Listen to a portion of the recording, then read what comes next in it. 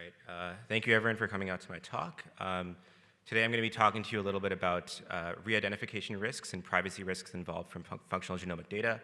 I'm a first-year PhD student with Bonnie Berger at MIT, and this work was jointly supervised by both Bonnie and Hyunghoon Cho, who you just heard from. So as we all know, genotypes encode for various phenotypes in our bodies, such as diseases we carry, traits we develop. And the link between these two is gene expression. And increasingly, gene expression is uploaded to various publicly accessible databases, such as some of the ones I've shown here, GTEx, GeoVadis. We just heard from a great speaker on eQTLs and about functional genomics. And a lot of these databases are curated by people such as the talk we just heard from. And so many of these functional databases, functional genomics databases, are publicly accessible. And so this inspires a question, which is, what is the privacy risk of these public uploads? So I'm not going to hit you too hard over the head with eQTLs, because you just heard all about them. But eQTLs are basically these subset of positions in the genome, so a set of SNPs, where the number of recessive alleles you carry is essentially correlated with the expression of at least one gene in your body. So the graph looks something like what I've shown. There's essentially, depending on which, the allele count at that particular SNP, the gene expression looks slightly different. And so the mean and the variance, for instance, might be slightly different. And so this gives someone an opportunity to basically retrace what your genotype might be at a subset of positions in your genome. And so someone might be able to say, okay, well, the gene expression level of you is an outlier with respect to the population distribution. Therefore, it's pretty likely, with high probability, that you are going to be having a doubly recessive genotype at this particular position. And so if someone were to sort of carry out this sort of analysis or inference on a large subset of the genotype, they would be able to basically retrace a lot of your genotype using only this publicly accessible functional genomic data. And so by exploiting this set of positions, by exploiting these eQTLs, an attacker can predict a large subset of your genotype. So now I'm going to get into a little bit of the threat model. This is basically spelling out how an attacker might be able to use these eQTLs to essentially predict a large subset of your genotype and re-identify you. So in phase one, the attacker needs some sort of training data or some sort of data to essentially learn what the correlations are between eQTLs and gene expression. And from this data, they're going to learn a score function. And the score function will essentially say, what is the match score? So how well does is this match between a particular expression profile, which I'll call E, and a particular genotype, which I'll call X? And so if this score function is learned pretty well on training data, then if E and X come from the same individual, then it should return a high score. And if E and X come from different individuals, it should return a low score.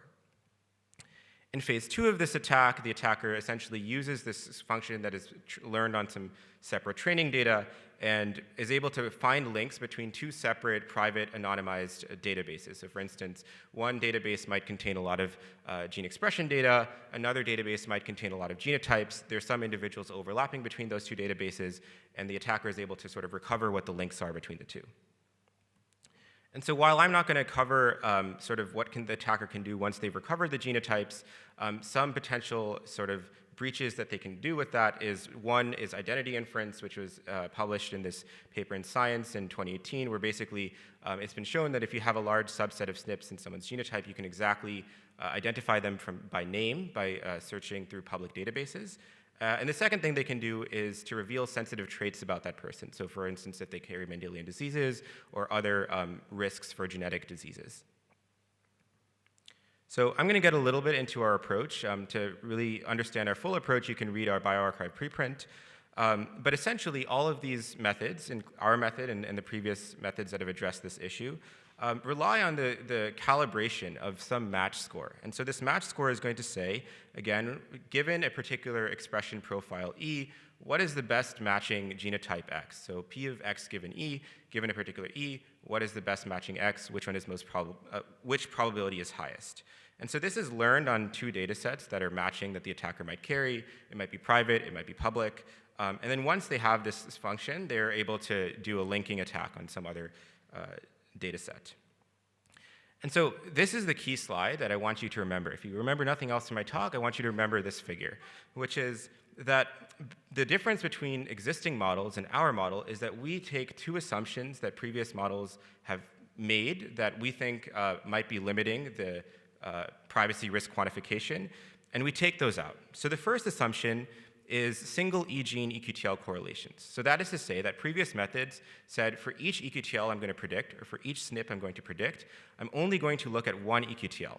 And so what we do is we introduce a logistic-based factor, which I'll introduce a little bit later in more detail, to basically take multiple SNPs, or multiple genes to predict a particular SNP. So this allows us to take multiple genes and predict a single SNP. The second thing that we overcome is this independence assumption. So previous methods say, I'm going to predict a subset of the genotype where I know those SNPs are pairwise independent. And instead of doing that, we introduce a Lee and Stevens hidden Markov model from population genetics, which allows us to have a direct posterior that is calibrated over the entire genotype.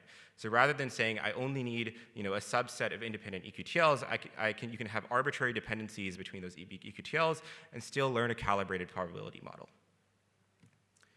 So I'm going to very briefly review the previous approaches. The first is what we call Gaussian naive Bayes, or GNB for short. As you've seen in the previous slide, this is what it looks like. So we have a bunch of eQTLs at a bunch of different positions. And I'm going to sort of represent all of these different methods as probabilistic graphical models. The simplified way that you can think about this is that each node is a random variable, and each edge parameterizes the relationship between those random variables. So if you see an x and an e that are connected, that means that there's some parametric relationship between x and e. So for each edge, G and B, what they do is they say that the posterior for the SNP is basically going to be proportional to Bayes, something that you get from Bayes' rule. So particularly, the first term is approximated using a Gaussian approximation. The second term is estimated from training data as the prior genotype frequency. And the match score is simply the sort of independently predict all of these SNPs and sort of multiply them all together. The second approach is extremity-based linking, or EBL, which we call EBL for short. And basically what their key assumption, or their key insight is that for most people in the world, so for everyone in this room, there's probably at least a few genes in your body that your expression level of that gene is an outlier with respect to the population distribution.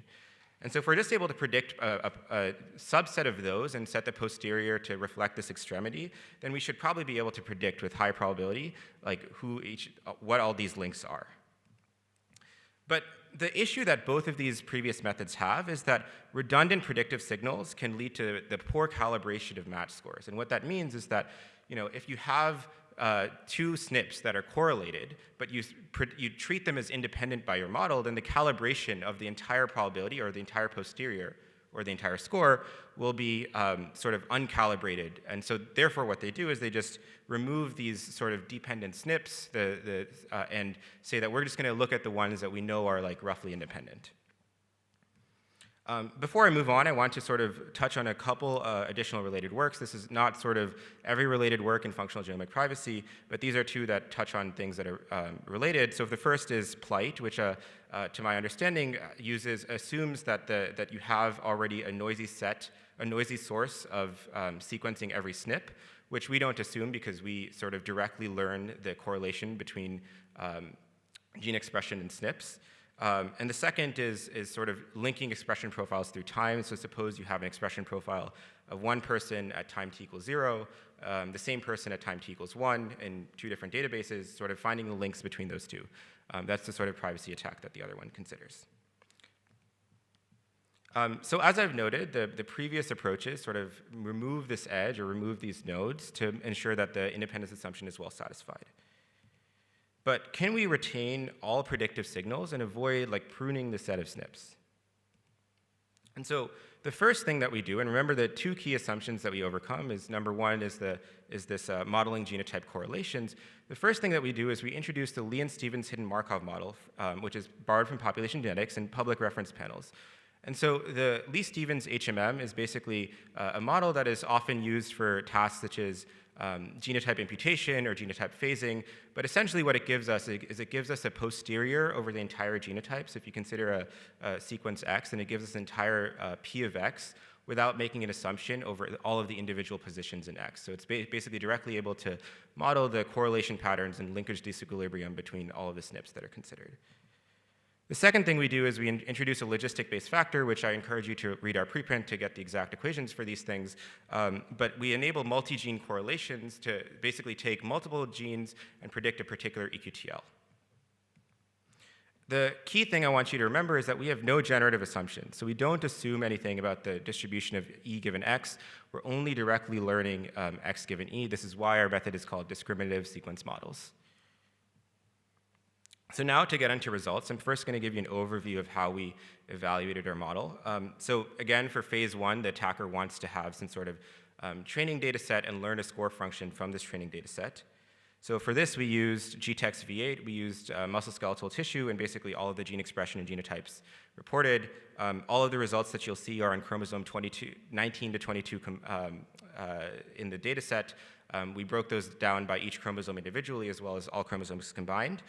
For the reference panel, we used, for Lee Stevens, we used the haplotype reference consortium. In phase two, we have 4 different results. I'm not going to present all of them here, but the first result, which this one I'm not going to present, is cross-validation on GTEx held-out samples. So we basically trained on a subset of GTEx, tested on a different held-out subset of GTEx. This result you will see, which is cross-data set. So we trained on GTEx and we tested on another data set, Fusion, which is basically Scandinavian individuals, and I think it was a NIDDM genetic study. And then the last 2 settings we consider is where so in the first setting, we know that every sort of individual in the expression profile data set and the genotype data set are overlapping. In the second one, we have that one is a subset of the other. So not every expression profile, so for every not every genotype has a matching expression profile. So there's some expression profiles for which there's many more genotypes than there are actually matches between the two.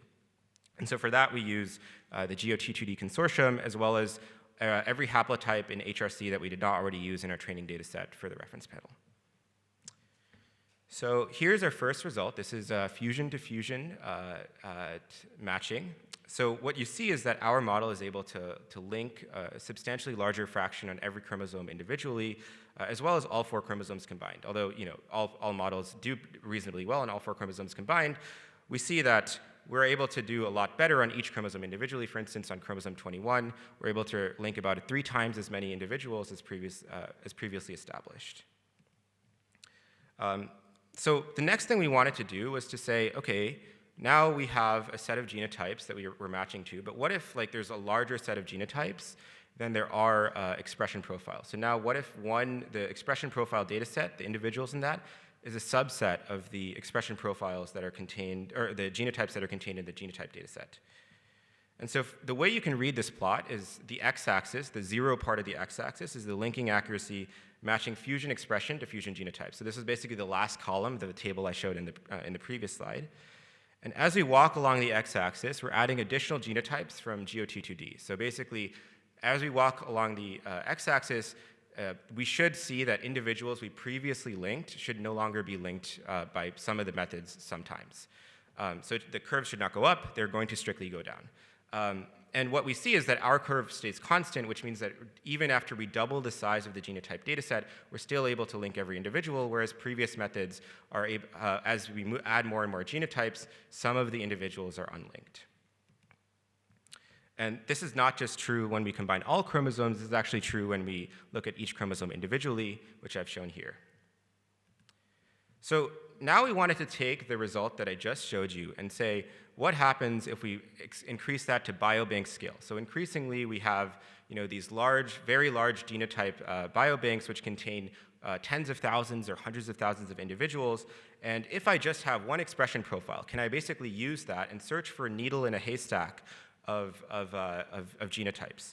And so what we did was we took 22,000 genotypes from the haplotype reference consortium, and we shuffled them in as possible matches to each fusion expression profile.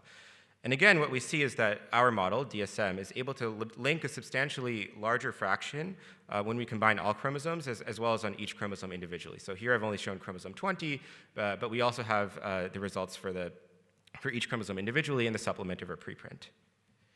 So the next question we wanted to ask is, can we assess the significance of these links? And what that means is that for every individual, I want some measure of how many more individuals would I need to add before I unlink that individual. And so, we saw that there's some individuals that are still linked at the very end of the x-axis. How far would I have to bring out the x-axis before I have to unlink some of these individuals?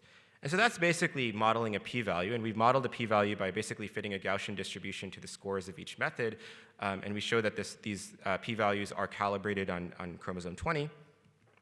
And what we see is that our p-values are, on average, much better or lower than the previous method. So the way you can read this plot is that the diagonal red line is basically if the two methods have exactly the same p-value, as you go above the red line, our method has a better p-value, which means we expect that you can add a lot more individuals to the data set before we unlink some of these people. And in some cases, it's even by an order of magnitude if you read the x and the y-axis.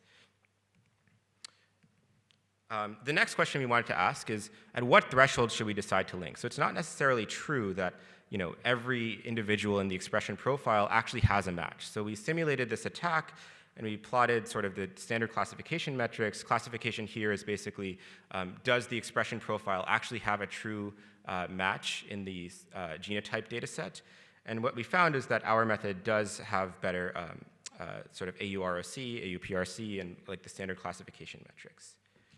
So I'm going to conclude by saying that we introduced a model to jointly and discriminatively score an entire genotype from gene expression data alone. Maybe for future work, we want to quantify this risk based on various tissues, ancestry, and so on.